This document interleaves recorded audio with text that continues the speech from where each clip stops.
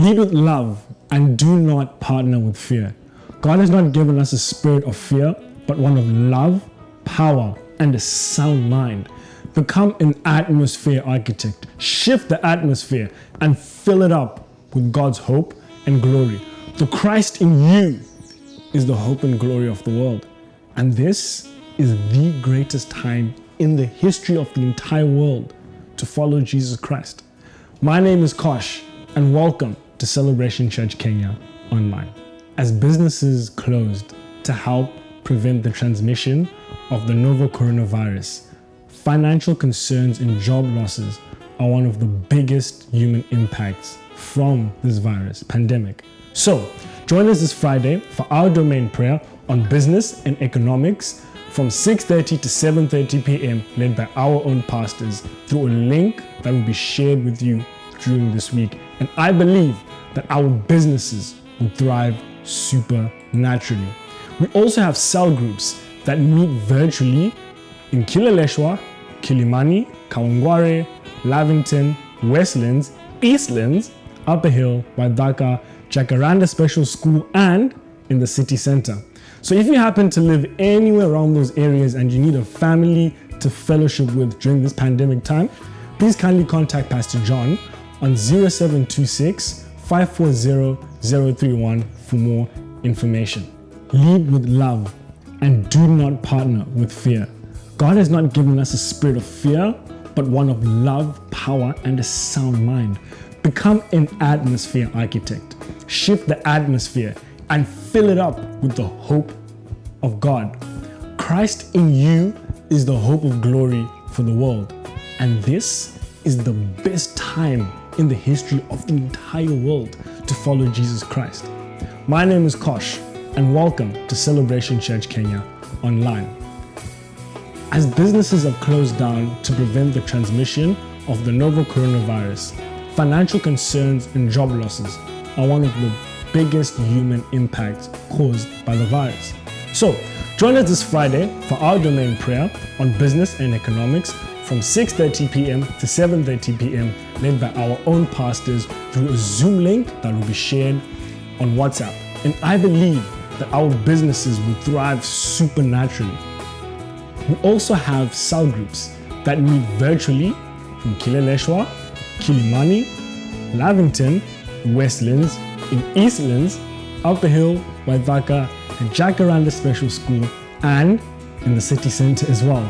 So if you happen to live anywhere around these areas and you feel like you have a need to fellowship with a family, please kindly contact Pastor John's number, which will be displayed down below on your screen. In the book of 1 John 3, verses 16 to 18, it talks about how we ought to know what love is and that Jesus Christ laid down his life for us, that we also need to lay our lives down for our brothers and sisters. And if anyone has any material possessions and sees a brother or a sister in need but has no pity for them, then how can the love of God be in that person? So let us show and exude the love that God has set before us.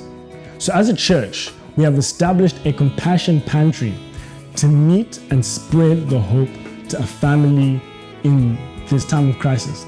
Contributions will be brought to the church office from Monday to Friday. And for more information, please kindly contact Pastor Washington, whose number will be displayed below. If you want to honor the Lord with your wealth and with the first fruits of your produce, you can give through M-Pesa, which our paybill number is 488-700. Our account name is Celeb in space, followed by tithe, offering, or wherever you'd like to direct your offering to. Finally, enter the amount and then commit to the transaction. Our banking details will be displayed on your screen below. So we encourage you to stay connected on our various online platforms. And as we prepare to hear the word of God from our pastors, let us get into a moment of worship. And I believe that God will usher us into his presence this morning. Enjoy.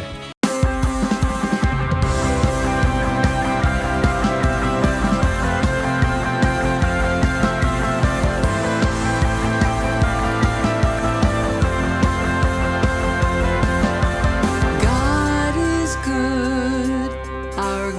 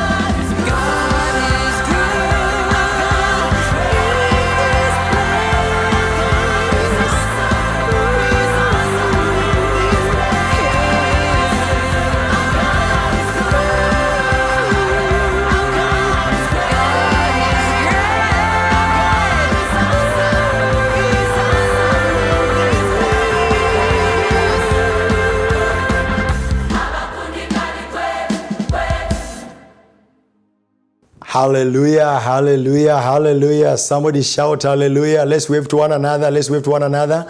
It's good and lovely once again to be here on this platform where I trust and believe that God is going to speak to us. God is in this place. I say God is in this place. Somebody say amen. I want to bring to us the word of God. I want to bring to us the word. But before I bring to us the word of God, let me ask us to go before the Lord God and just thank him for his goodness. I know we are in a season where things sometimes are very tough. Life is becoming like it's grinding you up. It is sitting on you. The world is sitting on you. Sickness and disease may be sitting on you. But I want us to go before the Lord God and know that our God has not changed. Jehovah God has not changed. So go before God and just tell God, thank you for life. Thank you for your mercies. Thank you for your grace. Thank you for your faithfulness. Tell God the Lord, you know him. He's faithful. He's sovereign in power. He's full of justice. He's the King of kings and the Lord of lords. Amen. And somebody shout amen. Amen and amen. My message today, this morning, is entitled as Activation of Divine Destiny by Fire. Activation of Divine Destiny by Fire. And here I'm looking at how God by himself activates the destinies he buried in us. Because before we were formed in our mother's wombs, he had put purposes in us. He had put purposes in us. And so how he comes up again and activates those purposes. That's what we are talking about today. The invisible God, the eternal God, the immortal God, and the self-revealing God, I say the self-revealing God, has chosen to make his presence known to us in tangible ways that we cannot in any way doubt or mistake. That's why God, when he sent his son Jesus Christ to walk on the face of this earth, one day while Jesus Christ was in Caesarea in Philippi, he asked his disciples, who do people say I am? And who do you say I am? The answer came not from men. The answer came from God. I say the answer did not come from man. The answer came from God. Right from the Garden of Eden, where Adam was walking with God in the cool of the day, up to when we shall be together with him in the final city of the New Jerusalem, where God will be dwelling together with us forever and ever. God's eternal purpose has always been to reveal himself to us without interruption. God has always wanted to reveal himself to mankind without interruption. This is the reason why when you read the Bible is full of men and women who are stars in the kingdom of God and whose lives were marked by fire. I say people whose lives were marked by fire. People's lives were marked by fire. God has always wanted his fire to be a daily reality in the lives of his people. Let's turn our attention this morning to the book of Leviticus chapter 6 and verse number 12. The book of Leviticus chapter 6 and verse number 12. Friends, we are going to find from there some profound truth, some deeper spiritual truths, which in the Old Testament were shadows, but today we are living in their realities. The Bible says, stand together with me in the book of Leviticus. The Bible says this, and the fire of the altar shall be kept burning on it, it shall not be put out. And the priest shall burn wood on it every morning, and lay the burnt offering in order on it, and he shall burn on it the fat of the peace offerings. There's something that you need to note here, friends. And the priest shall burn wood on it every morning. The fire shall not be kept off. The fire shall be kept burning. And the fire, when the fire is kept on burning, it shall be laid. The altar shall be laid in some order. Somebody shout amen.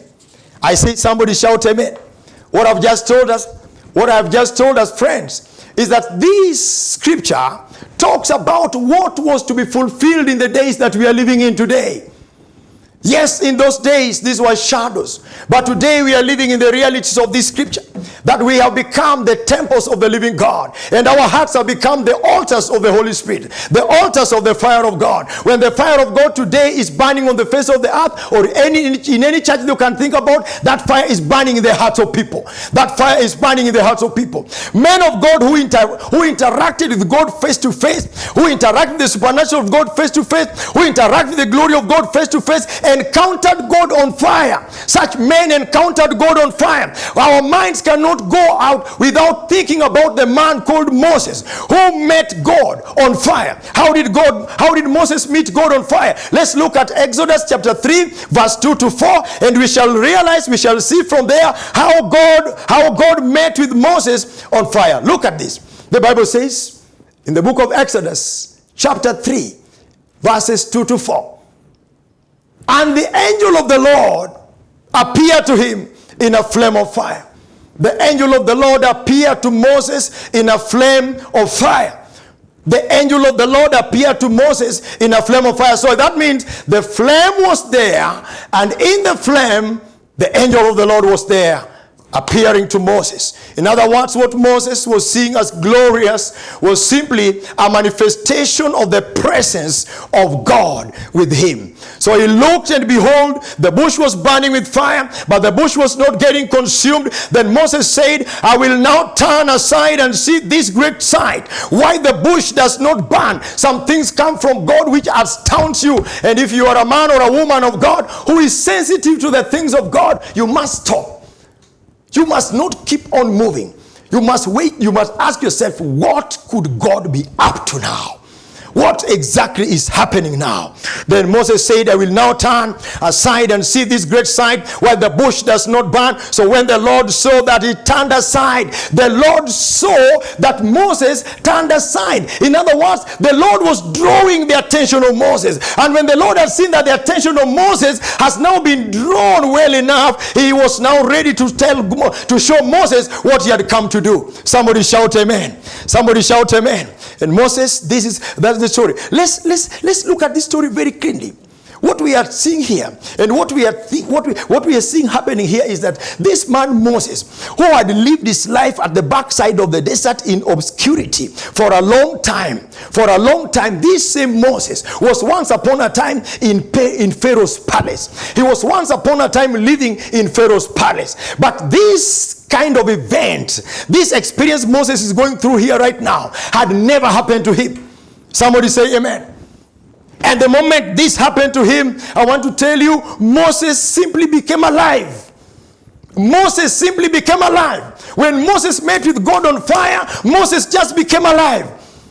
There was the physical fire burning the bush.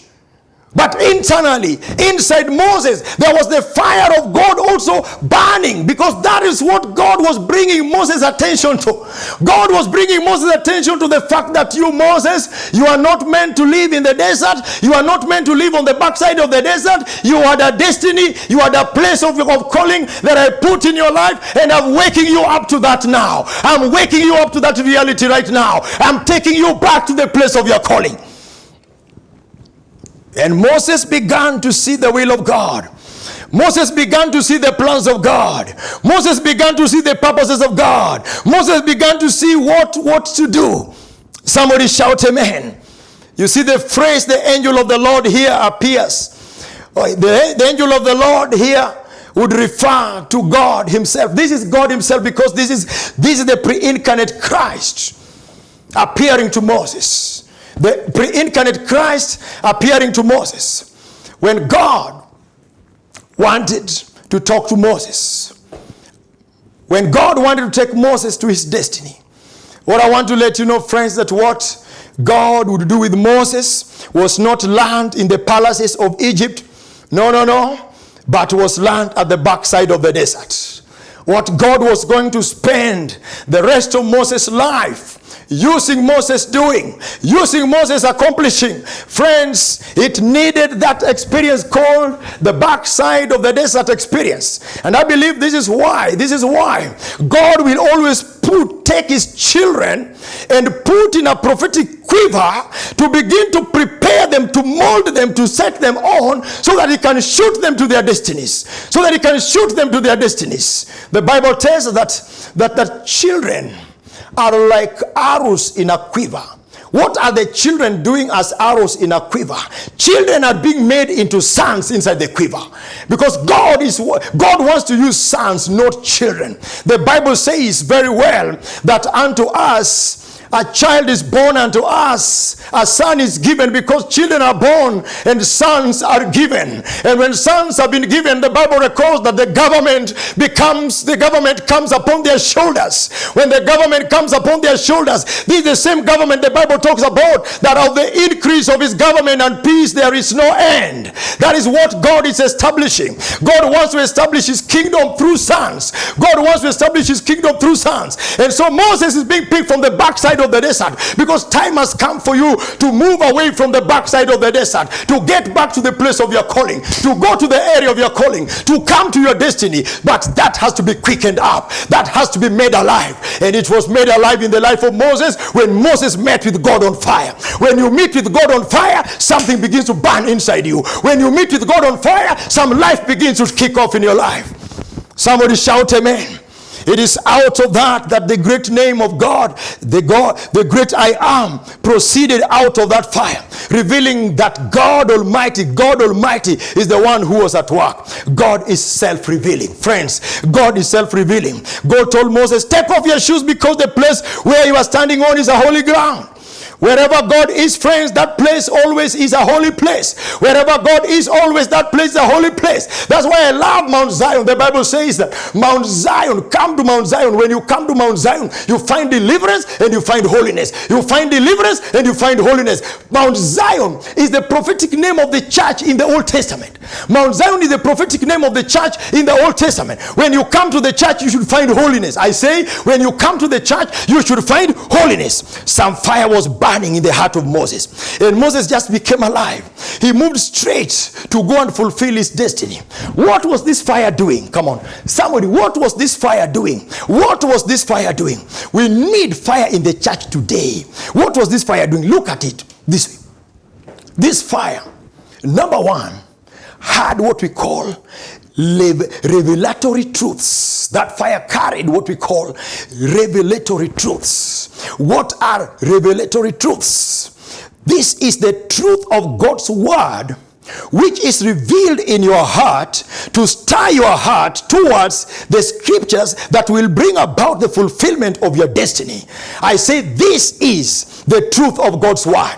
The truth of God's word. While Moses was here, while Moses was seeing the flaming bush, out of the flaming bush came out a sound, and the sound said that I am the God of Abraham, I am the God of Isaac, I am the God of Jacob, I am the God of the living. Friends, a sound came from the bush. This happened more or less like what Paul went through, what Saul went through. When a light came, struck him down, and in the light there was a sound, because the light brought the revelation, but the sound brought the instructions. You need to get some instructions from God to know where to go to next. Somebody say amen.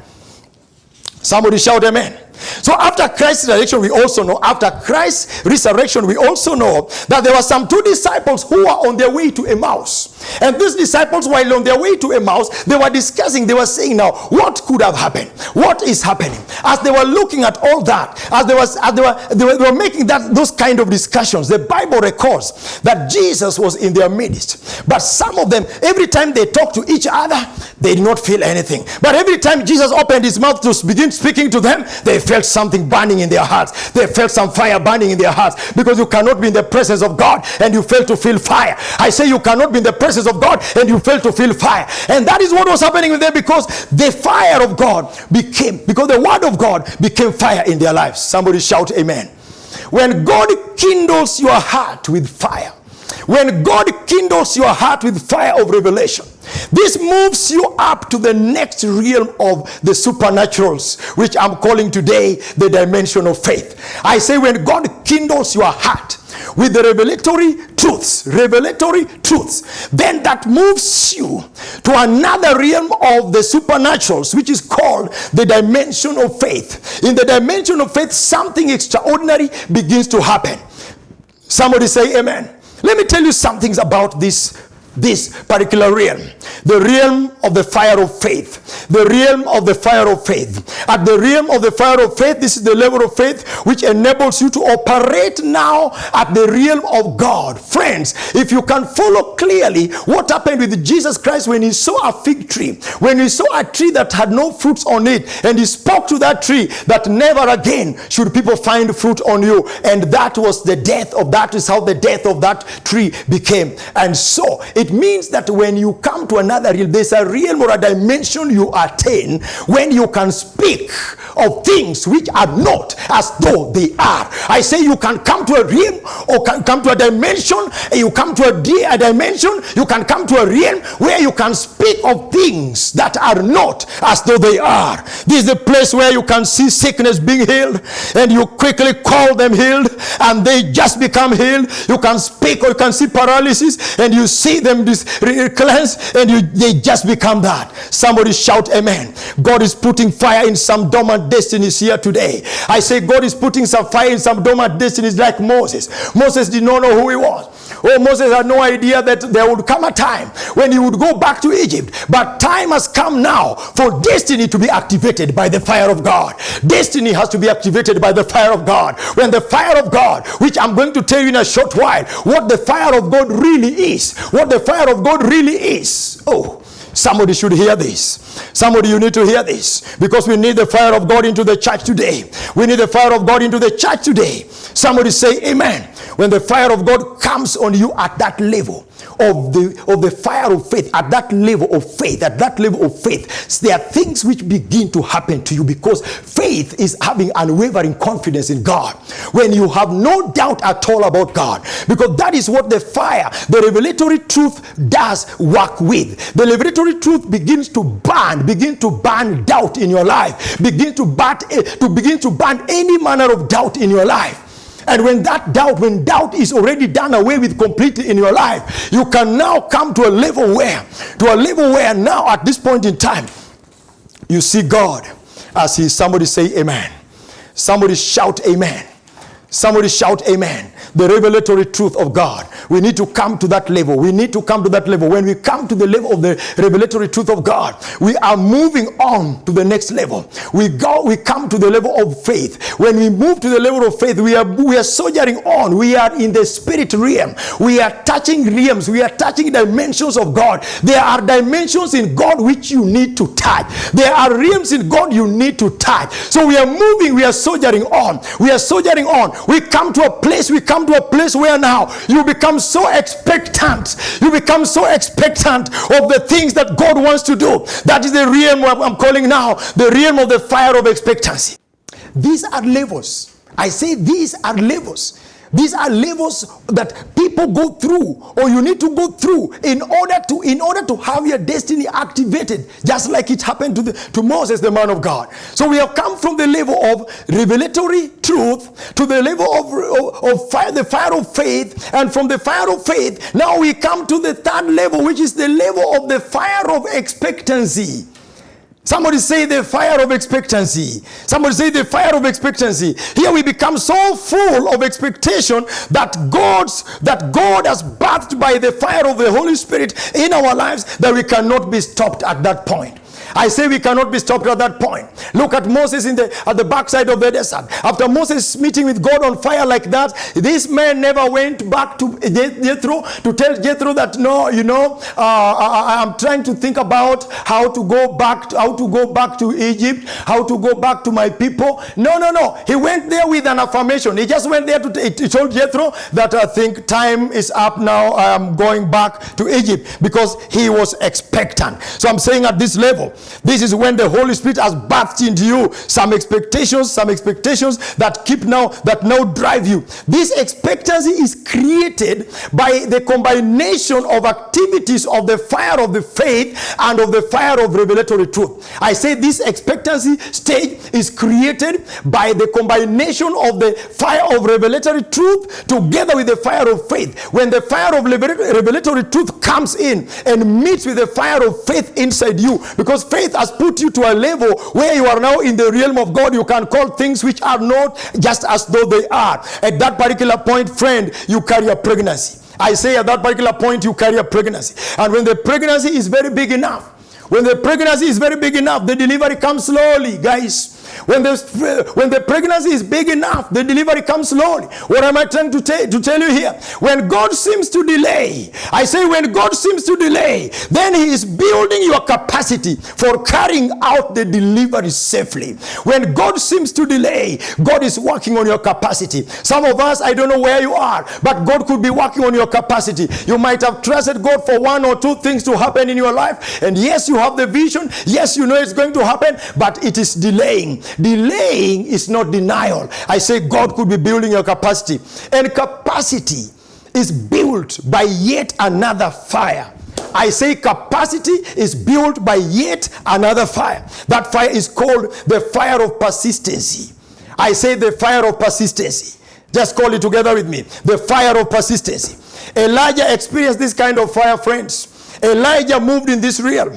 Elijah found himself in such a realm. When he had killed the 850 Baal and Asherah prophets, then he went up the mountain. While on the mountain, the Bible records that he took his head and placed his head between his knees. That is called the birthing position. That is called the birthing position. Somebody, you need to get to a birthing position so that you birth that destiny. I say so that destiny becomes alive. You know, when you are seated on a birthing position, it depends on how you are seated. Because sometimes you can sit improperly and end up killing the baby. We don't want to kill that baby, guy. We don't want to kill that baby. We want that baby to be born alive.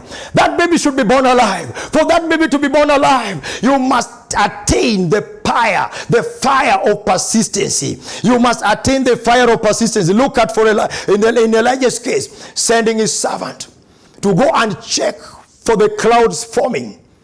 And he comes back and he tells Elijah that I have not seen anything. He did that for 7 times. When Elijah was just praying. Elijah was just waiting upon God. This is not a place when you pray and you cannot see. I'm talking to friends who have prayed for some issues for several years, and they have nothing about what God is doing. You are praying long because you carry pregnancy. You are not praying out of nothing. You are praying because you carry pregnancy. Because whoever does not have a pregnancy cannot give birth. You want to birth something, it must be a pregnancy. So it is in that context when you have that pregnancy,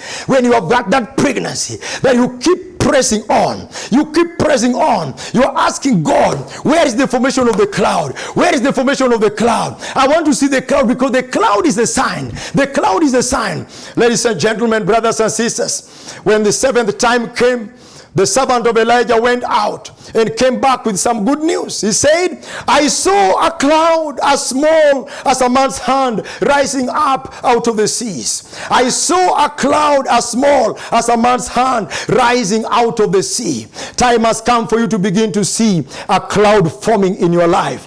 A cloud forming in your life. That destiny which God planted in, God put in. Some of us, you are sitting on this, you have sat on that destiny for a long time.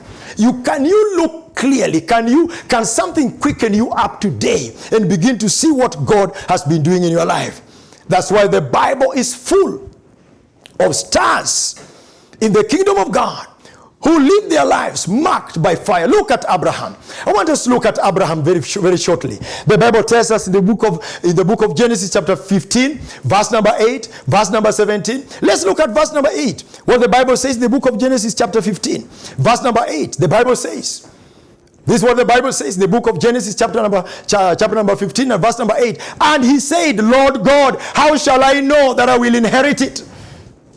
Our father of faith, Abraham, reached a point and began to doubt God. He was wondering whether it was going to happen or not. But look at verse number 17 when things turn around. Verse 17. The Bible says in verse number 17, and it came to pass that when the sun went down and it was dark, that behold, there appeared a smoking oven and a burning torch that passed between those pieces. God appeared to Abraham now here on fire. Abraham at this point in time met with God on fire. And when Abraham met with God on fire, he stopped asking God any other question.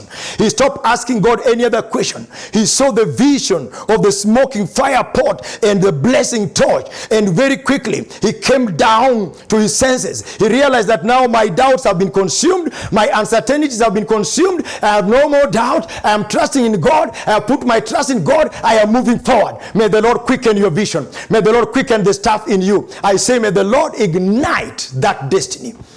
That is called the activation of a destiny by fire. Activation of a destiny by fire. It didn't happen to Abraham alone. Look at how it happened to David also. In the book of First Chronicles chapter 21 and verse number 26. First Chronicles chapter 21 and verse number 26. I'm sure you can read that portion with me very, very quickly. The Bible says this. And David built there an altar to the Lord, and offered burnt offerings and peace offerings, and called on the name of the Lord. And he answered him from heaven by fire on the altar of the burnt offerings. God answered David by fire. Fire fell down from heaven. Fire fell down from heaven to answer David, because God had decided to have David meet with him on fire. That was a defining moment in David's life. He was seeking God. So he built an altar and he sacrificed on that altar. He sacrificed an animal on that altar. And while he was praying, the Bible records that fire fell from heaven. Fire fell from heaven and consumed not only his offerings. Friends, this fire that fell from heaven did not only consume the offerings of David. This fire also consumed the apprehensions of David. This fire also consumed the doubts of David. This is how the fire of God works. When the fire of God sets into your life, your doubts are going to be consumed. I speak to us in this generation of COVID-19, where the fear of COVID-19 is killing some people even before they catch up with the COVID itself, with the COVID-19 itself. I want to speak to you today that what you need in your life as a Christian is the fire of God. When you have the fire of God in your life, it will consume every manner of doubt in your life. It will consume every manner of apprehension in your life. It will consume every manner of insanity in your life, every manner of uncertainty in your life. It will set you aright with God. Receive the fire of God. We need this fire in our church today, friends. I say we need this fire in our church today. Pastor Tom Duchel, our senior pastor, in his word of the year 2020, said that the problem we have in the church today is that the church has moved away from the fire of God, but God is calling us back to fire. We need the fire of God. When the fire of God comes, it cleanses us from all righteousness. It cleanses us from all impurities. It produces in us the holiness of God and the purity of God. These are words which are hardly spoken of in these generations. That's why I want to turn our attention to the book of Isaiah chapter number 6. Look at how Isaiah behaved when he came face to face with God. Isaiah chapter 6, verse number 5. Let's look at that scripture. Isaiah chapter number 6, verse number 5. The Bible says this. So I said, woe is me, for I am undone, because I am a man of unclean lips. I dwell in the midst of people of unclean lips, for my eyes have seen the King, the Lord of hosts. Friends, when Isaiah saw the Lord and heard the angels crying, holy, holy, holy, in such a high level that he could feel the footers, he could feel the foundations of the temple shaking up, he responded only in the way that he knew best, by falling on his face and crying for mercy. He fell on his face and he started crying for mercy. I speak to the church today. I speak to believers today. I speak to the saints of God today. I speak to the citizens of the kingdom of God today. That time has come for us to fall on our faces and cry for mercy. Time has come for us to fall on our faces and cry for mercy, because look around us, God. Why has this fire left us? Why has the fire of God left us? We are so much in step with the world that we are out of step with God. We are so much in step with the world that we are out of step with God, and so the fire has left us. We are so much in touch with the world that we have lost touch with the Almighty God. We have lost touch with the Lord of Lords. So the fire has left the church. We have been in romance with the world for too long that our Lord is openly reproached and mocked by his adversaries. We must turn back to the Lord. We must call for the fire of God back into the church. We boast of how we have outreigned our colleagues, how we have outreigned other people. Yet we are getting more conformed to the world because we are outrunning them. We outran them because we were conformed to the world. The fire has left the church. That's why Christ today, I want to remind you of what happened in the upper room. What happened in the upper room when Jesus Christ told his disciples that you should not leave the holy Jerusalem city. You should not leave the holy Jerusalem city. When he told them that and they went into the upper room. Look at Acts of the Apostles chapter 2 and verse number 3. Acts of the Apostles chapter 2 and verse number 3. We are winding up. We are closing down. We are winding up. The Bible says in Acts of the Apostles, chapter number 2 and verse number 3, that then there appeared to them divided tongues as of fire, and one sat upon each of them. Friends, on the day of the Pentecost, all the believers were not only filled with the Holy Spirit, but they were clothed. They were wrapped up with the flames of fire around their heads. That is what we need today in the church. We need the fire of the Holy Spirit. This normally invisible God made himself visible in such flaming presence and changed lives. We can make God become visible by his expression of fire in our lives. I believe when the fire of God begins to manifest in our lives, when the fire of God begins to manifest in the church, there are things that you will not doubt. There are things you will not doubt the finger of God in. God is being God our Father, God our Heavenly Father, being the ultimate creative genius who is full of surprises, who is full of surprises, came down to reveal himself on the day of the Pentecost by the Holy Spirit. There is a new dawn for the church today, friends. There's a new dawn for the church today. There's a new dawn for you. There's a new dawn for your family. There's a new dawn for us. We can come closer to the fire. We can come closer to the fire of the Holy Ghost. You are standing in a spiritual horizon where a cloud the size of a man's hand is rising up. You are standing up. You are standing in the spirit. You are standing in a spiritual horizon where where a cloud the size of a man's hand is rising up. What am I telling us, friends? I'm telling us that we are in the threshold. We are in the threshold. We are in the threshold of the mightiest manifestation of God's power because it is revival time. I want to speak to the church. I want to speak to you, my brother, my sister. Let there be a revival in your house. Let there be revival in your house. Let there be revival in the church. It is revival time. It's revival time. It's a spiritual awakening time. If this is the desire of your heart, I want you to rise up on your feet.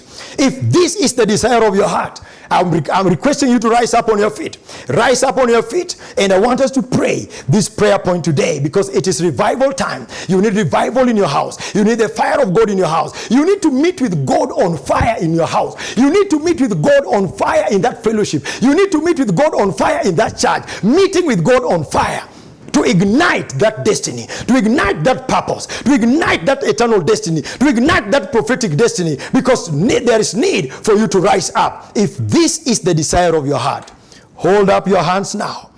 Hold up your hands now and begin to pray this prayer point. Oh Lord God, today I receive your promise. Today I receive your promise. Today I receive your promise. Ladies and gentlemen, wherever you are, let me assure you that there is no distance in the spirit realm between where I am praying for, from where you are. There's no distance in the spirit. There's no distance in the spirit. So receive this prayer. Receive this. Receive this. There is impartation that is going on right now. And I want to receive that impartation in the name of Jesus Christ. Say, Holy Spirit, oh God, come, I need you. Holy Spirit, come, I need you. Say, Holy Spirit, come, I need you. I relinquish every control of my life to you. I relinquish every control of my life to you. I yield my rights and my privileges to you alone.